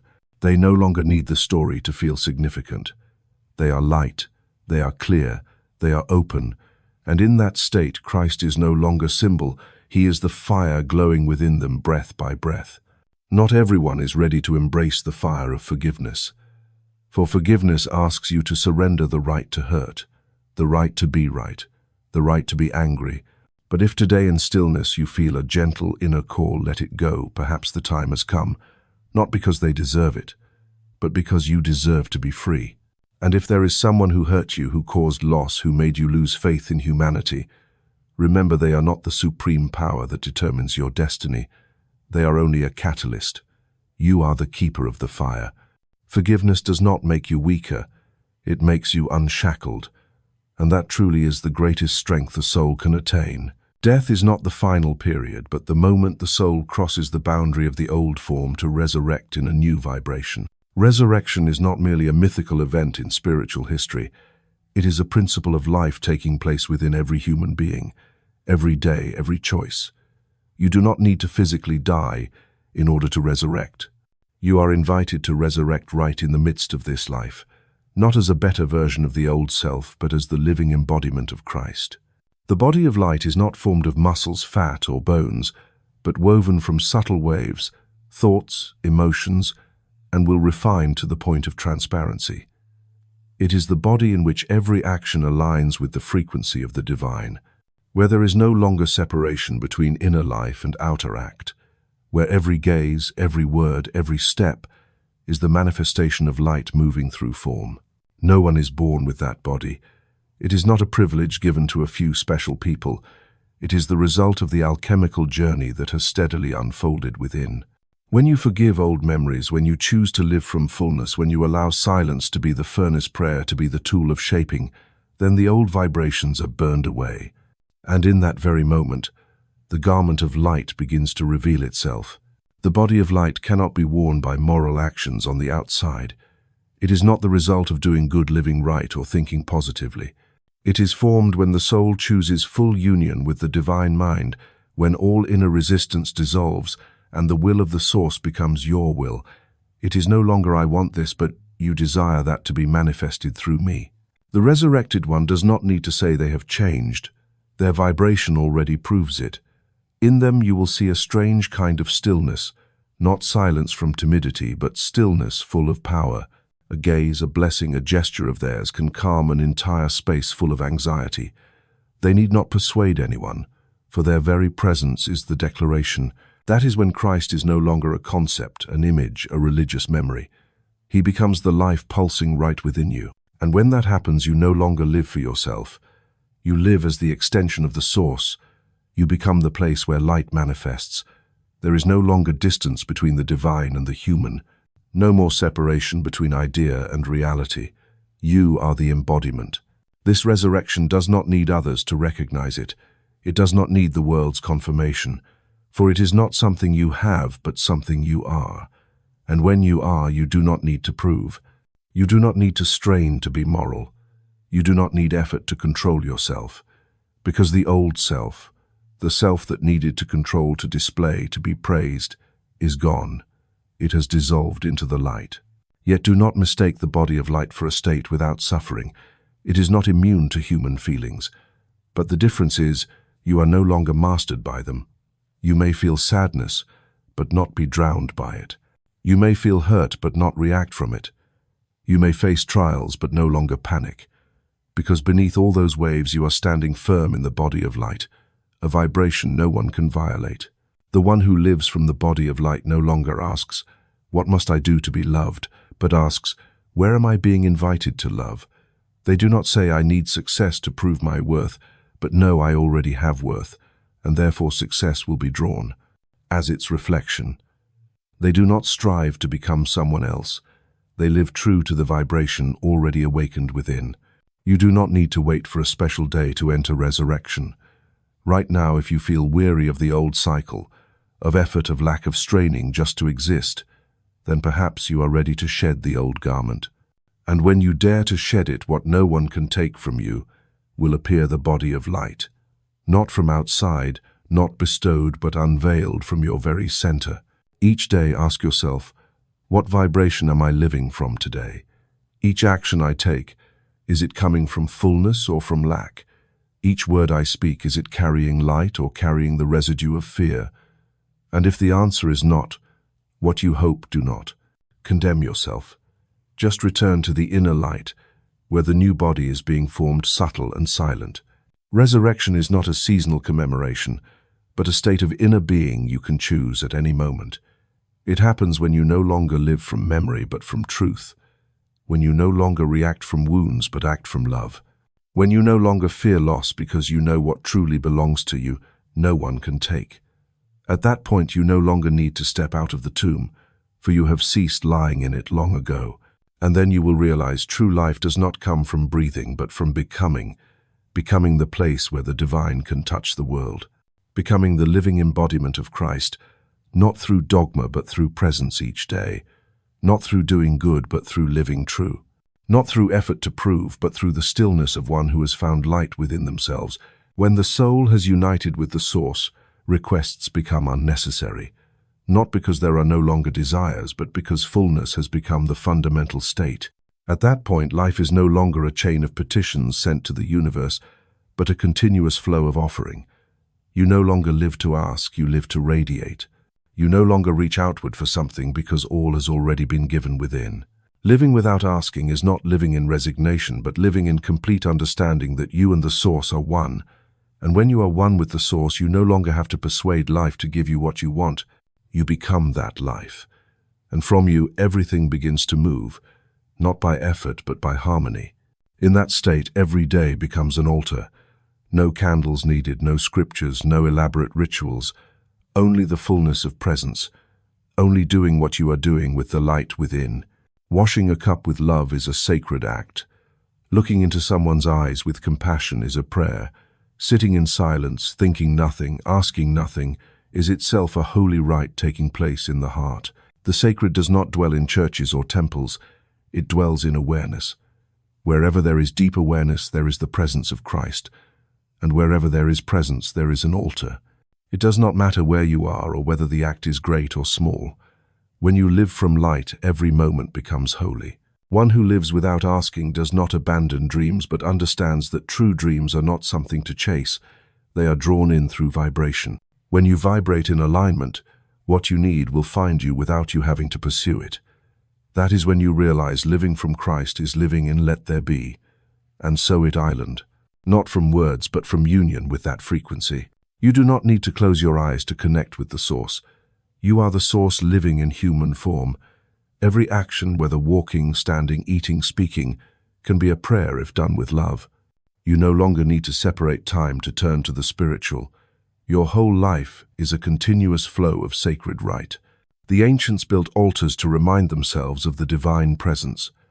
But when the light truly lives within you, no longer needs symbols, for you are the living symbol. No need to repeat supplications, for your very presence is resonance. And when you step into a room, the atmosphere changes, not because you try, but because you are broadcasting something deeper than words. You no longer ask for peace. You radiate peace. You no longer ask for love. You live as love. You no longer ask to be guided. You are the light. And in that state there is no division between sacred and ordinary, between prayer and action, between spirit and reality. All is one.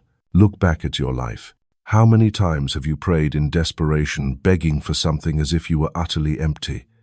How many times have you felt you must try to convince the universe to give you goodness, but the universe is not a king on a throne waiting for you to plead? The universe responds faithfully to the frequency you emit.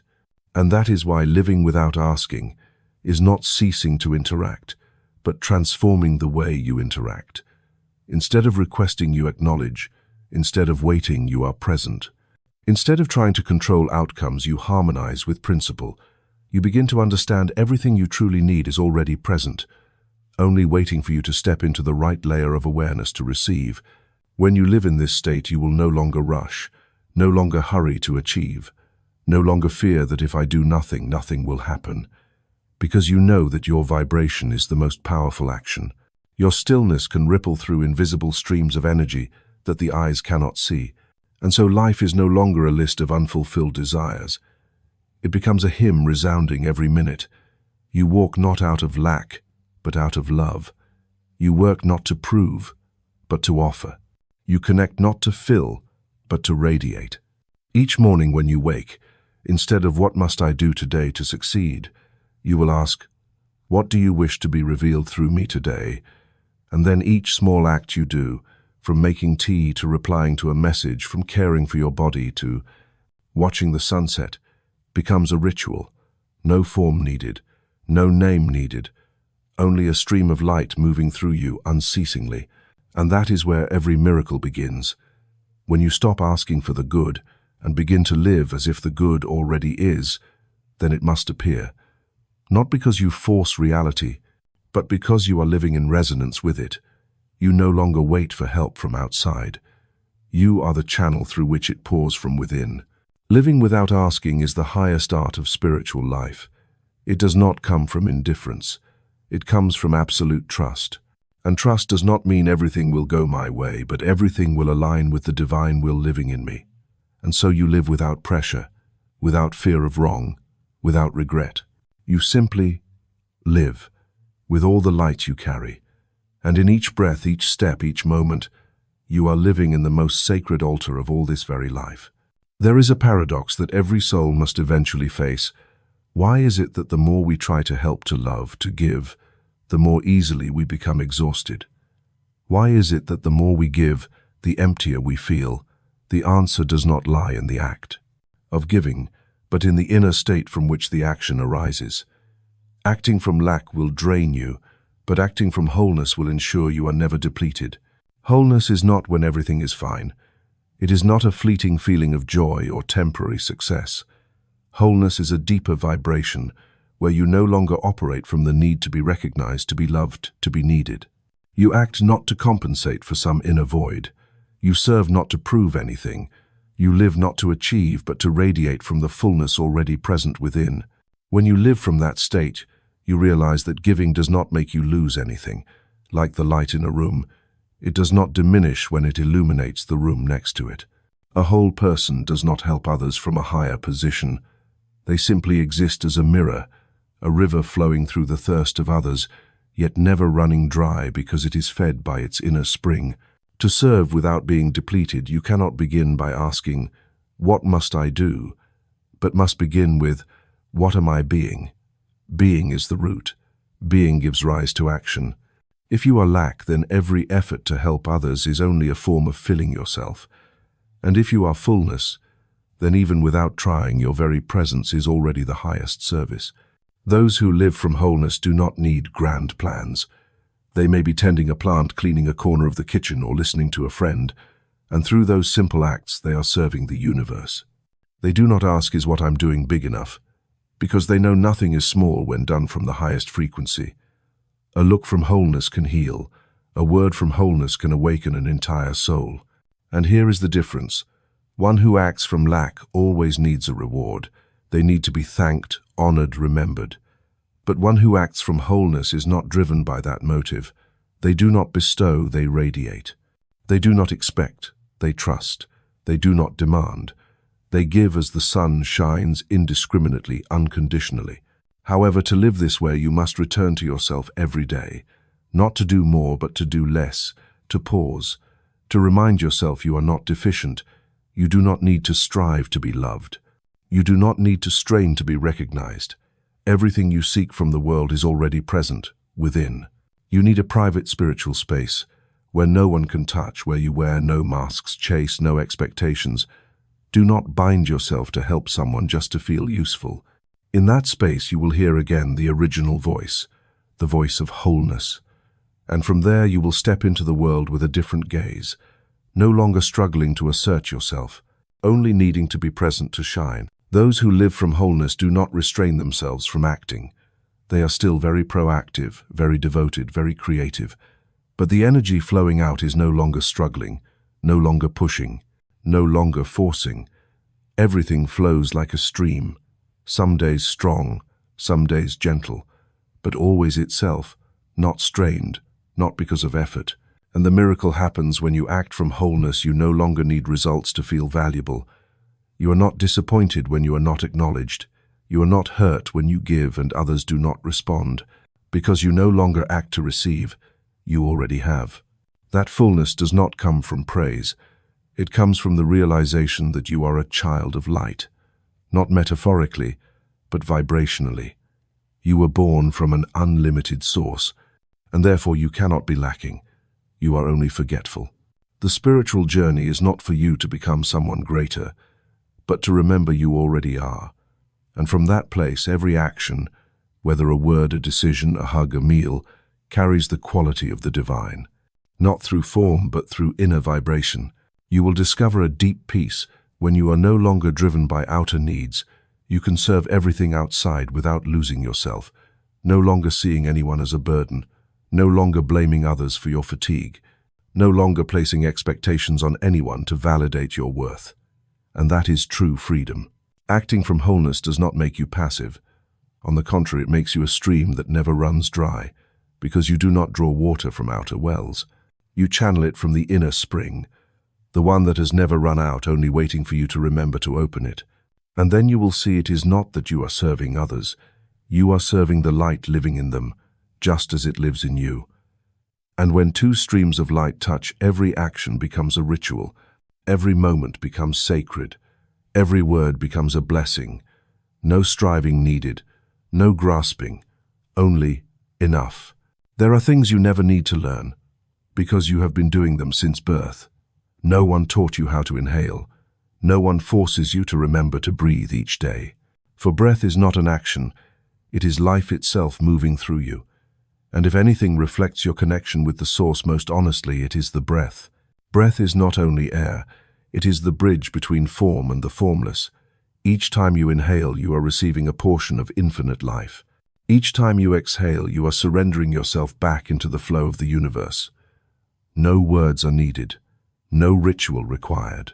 Breath is the most primordial prayer every being whispers to the source, whether they realize it or not. And vibration is the voice of that prayer, not a prayer of the mouth, but of presence. You do not need to cry out to be heard. You do not need to bow to be forgiven. When you breathe with awareness, you are broadcasting the frequency of your soul. And when that frequency aligns with fullness, with love, with light, the whole of reality will resonate back to you. The wonder is this: you do not need to change the world for your life to be transformed. You only need to change the quality of vibration radiating from within you, and that vibration begins with breath. A hurried breath carries anxiety. A shallow breath carries resistance. A deep, slow breath carries surrender, trust, presence. Pause and observe, how are you breathing? Not in a meditation room, but in the face of injustice, in the moment of being hurt, when things do not go as you wish. The way you breathe in those moments will tell you, are you connecting with fear or standing firm in faith? Are you being swept away, or are you the silent center? Breath is the invisible gate. When you step through it, you leave behind reaction and step into choice. Not a choice of the mind, but of presence. You are no longer pulled along by circumstance. You begin to shape the circumstance from within. And in that moment, you are no longer passive. You become a creator, not by frantic action, but by steady vibration. Vibration is the language of the soul. No one can counterfeit vibration. You can speak kind words while radiating contempt, and others will feel it. You can hold a calm face while trembling inside, and reality will reflect it. But when you truly change from within, no proof is needed. No defense is needed. What you radiate, you will live in. And if you wish to know what vibration you are living from, look at your most consistent state during the day. Not when you are excited, but when you are silent, when no one is watching, when no one is judging. That is when you are truly yourself. And that vibration, without any certification, defines the color of every experience you enter. Some ask, How do I raise my vibration? How do I live at a higher frequency? Not by running to find more tools, not by forcing yourself to be positive, but by returning to the breath. Breathe deeply and be present. Day after day, minute by minute, moment by moment. And then the higher frequency will not need to be reached. It will become the natural home you live in. You do not need to wait until meditation to breathe mindfully. Breath is the sacred reminder always present, in the middle of a busy street while driving in conversation or in disappointment. You only need to remember one conscious breath, and you are already returning to the Christ within. No loud call required, just a subtle wave, but enough to unlock the kingdom waiting within. Because every vibration has its own pull, and everything you call reality is only the weaving of vibrations you emit. If you live in the vibration of fear, you will find reasons to worry everywhere. If you live in the vibration of gratitude, you will see miracles in even the smallest things. Not because the world has changed, but because you are looking from another frequency. Breath brings you back to center, and from that center you are no longer dragged by circumstances. You begin to live as the master of your inner climate. And so every decision you make, every word you speak, every action you take, begins from a deeper, steadier, purer place. Imagine if every breath you take is a prayer. What are you praying for all day long? If your vibration is a signal, what are you transmitting in silence? No need to answer with reason. Just feel. And if you do not like the answer, begin again with a new breath, right now. Rebirth does not need a ritual. It begins in a moment when you remember who you are, and each time you breathe with awareness, you are affirming that, not with words, but with your whole presence. Every old story begins to unravel. Every resistance begins to dissolve. You no longer fight darkness, you shine within it. Do not underestimate a single breath.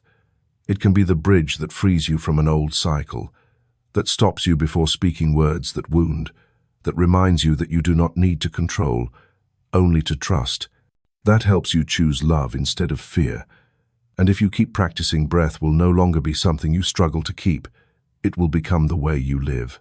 And then life will no longer be a chain of situations you must cope with. It will be a continuous stream of prayer whispering without end, unseen by anyone, yet powerful enough to create vibrations that influence the whole world around you. And in that stream of prayer, you no longer search for miracles. You are the miracle breathing.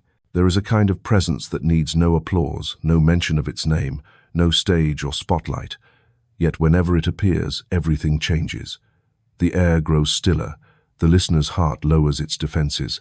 Eyes turn toward it not out of admiration, but because they are reminded of something once known, once held, once lived, then forgotten. It is glory that makes no sound, power that requires no display, light that needs no proclamation, and it comes with silence. Not silence that avoids or hides, but silence of a sacred nature where everything untrue falls away, where words are no longer needed, where you no longer must prove, persuade, or defend anything, because your full presence itself has become the testimony. Each step you take, each breath you draw, each gesture you make, all carry the frequency of someone who has returned to their true place. No explanation needed, no recounting of the journey, no monuments or biographies. For true glory does not radiate from the ego, it shines from complete union with the one who lives within. The world may not understand this, because the world measures by noise. The world applauds those who win on the stage, yet there are victories never told with no audience, no crowns. These are the inner victories, where a person overcomes themselves in silence. And it is in that silence Christ is born, not with trumpets but in a quiet manger in a winter night unseen by witnesses. There is a kind of vibration that makes no sound yet causes all space to tremble, not from external power, but from a soul refined, stripped of every role, freed from control, leaving only pure, unmingled presence. When you meet such a person, you do not remember what they said. You only remember that you were touched in a way beyond explanation. And then you understand it is not what they did for you. They themselves were what you longed for. They did not try to change you, but their presence made you want to become a better version of yourself. Not because you were forced, but because your light was rekindled. That is the glory of silence.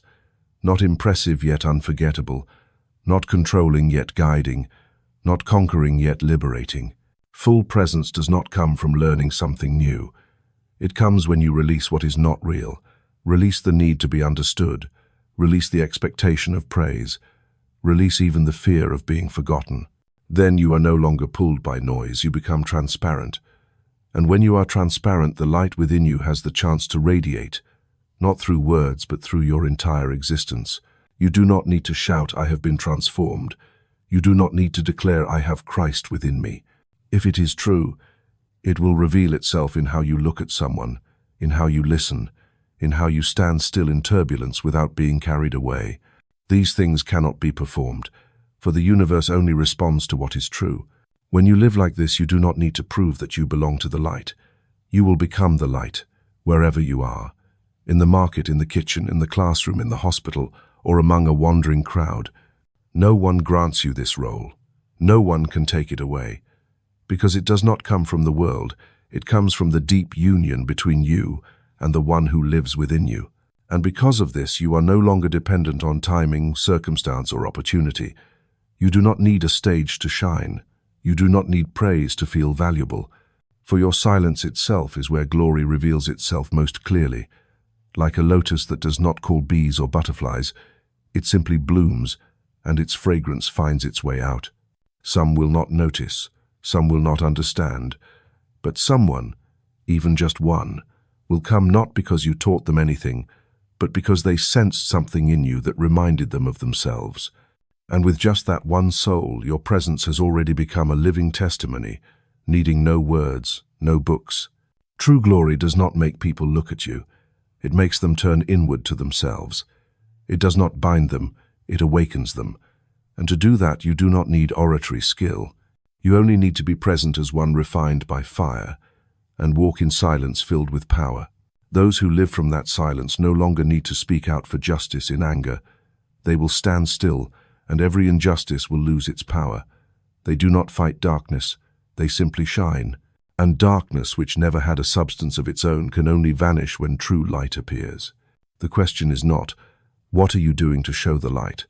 The question is, are you silent enough for that light to reveal itself through you? No words to prepare, no strategies required. Only presence, with a heart unburdened, needing nothing, wanting nothing, just presence. That is the height of glory, not being seen but illuminating without needing recognition. And if you truly live like that, no one needs to know your name. Yet wandering souls will be drawn to the light you carry, not because of what you say, but because they feel this is where they can rest, be reminded of themselves and begin a new chapter. Not because you are the guide, but because you have stepped into silence where all paths meet. There comes a moment when every journey of alchemy reaches its end, not because the fire has gone out, but because you no longer need to forge, melt, or refine anything further. Every impurity has dissolved. Every shell has burned away. Every chain of the mind has been released through steadfast faith and the firmness of silence. And then you look back, not to boast, but to realize you have become the very thing you once longed for. You are living gold. There is no more becoming. You are the fire itself. No longer a seeker of teachings, no longer one searching for methods, no longer someone trying to be better, but one who has remembered who they are and lives from that. In every thought, every word, every action, every breath, no more interruption, no more hesitation, no more being pulled away from center. Everything you once believed, once prayed for, once practiced, has now become as natural as the beat of your heart. For gold does not need to declare its worth. Light does not need to be proven. And fire, once it has become your very being, will burn away every mask without you saying a word. You no longer live to inspire, but your presence itself automatically awakens light in others. You no longer serve to be seen, but your service becomes a continuous flow, unbroken, without object, without expectation. Once you asked, "Who am I?" Now there is no question, only a knowing beyond words. Once you sought the light, now you walk as light. Once you practiced consistency, now every layer of you, thought, emotion, word, vibration, has merged into one. No more inner conflict, no more hidden shadows, No more distance between you and Christ, for there is no longer two to be united, only one. When you become living gold, you no longer seek a teacher, not from pride, but because you have become the very one you once longed to meet. When you become fire, you no longer ask how to shine, for you cannot help but shine. You have become the living principle of every ancient teaching, not through memorization, but through embodiment. At this point, what matters is no longer what to do next, but living as one with the one who lives within you. Every choice becomes clear. Every step becomes light. Every decision arises from a place deeper than reason, where you do not analyze but sense. You do not struggle but know. You do not guess but simply move forward, as though the universe itself were adjusting to clear the path. You no longer sit in meditation to connect. Your entire life has become a living meditation. You no longer need to utter prayers, for every breath you take is prayer. Every action you make is offering. Every moment of your presence is proof that light can live in this world without losing purity, without compromising truth, without needing to hide in order to survive. And strangely, when you live this way, you do not feel greater than anyone. You become more humble, because you know what is living through you is not your small self, but a divine source that has long awaited to be expressed. And now, when you no longer resist, no longer separate yourself, that source lives fully through this body, this life, this ordinary role. There is no boundary between spirit and life, no division between soul and work. You do not need to leave anything behind to be holy. Every email you write, every glance you give, every smallest task you complete, all carry the frequency of living gold. You are the alchemist, you are the fire, and you are the finished form. These three are no longer separate. When you have become fire, you no longer fear the dark. Wherever you walk, darkness retreats. No need to invoke powers, no need to prove. You live, and the light spreads. You are present, and everything unrefined in others begins to stir, not because you try to change them, but because true light always awakens what sleeps. This is not the destination. This is the true beginning. But this time you do not begin as one searching for a path. You begin as the path being walked. Every step you take is a footprint of Christ. Every breath you breathe is a declaration of union. No more alchemy, for gold has been revealed. No more forging, for you have become the form of the fire itself. You do not need to preach about love. You are that love, alive, humble, needing no proof. You do not need to persuade about healing. Your presence itself is wholeness, causing others to begin healing themselves without you touching them. This is when the alchemist no longer works, because the fire has entered every cell, every thought, every action, and you, now, are the fire. You no longer try to bring Christ to others, for Christ living through you is light enough to guide, to lead, to remind them they too are living gold. They too are fire awaiting release. And if they are ready, they will see, not that you are great, but that Christ in them longs to awaken the same way. From here you no longer live to be saved. You live as salvation already fulfilled, and every day is gratitude. No slogans needed, no striving, just living, gently, clearly, lovingly, deeply, steadily. No one places a crown on your head, but every angel bows as you walk, for they recognize the fire has awakened, and gold is alive, here, now, within you.